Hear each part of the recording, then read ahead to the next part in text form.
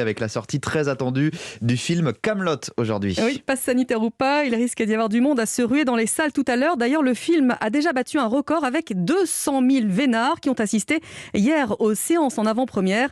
Reportage de Caroline Baudry. Encore un instant avant d'entrer dans la salle obscure, mais Flo, ticket acheté en avance dans la main, n'est plus à quelques minutes près. Il attend la suite de Kaamelott depuis 2009. Je suis fan de la série qui s'est déjà arrêtée il y a 10 ans. J'attends de savoir la suite de l'histoire. C'est long, on trouve d'autres occupations entre-temps. Oui, puisqu'il me parle qu'on réplique de Kaamelott à la maison.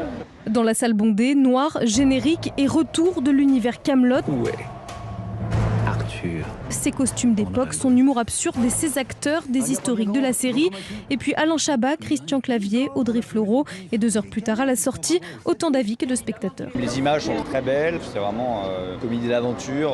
Un peu déçu, forcément j'en entendais beaucoup et les vannes c'est un peu du réchauffé malheureusement. On peut tout à fait voir le film sans avoir vu la série. C'est un nouveau format et c'est à la fois enthousiasmant et dépaysant. J'ai moins ri que ce à quoi je m'attendais, mais j'ai été plus attendri que ce à quoi je m'attendais aussi. Par le fait de retrouver ces personnages et la musique, le seul reproche que je pourrais faire au film, c'est que j'ai envie d'en voir plus.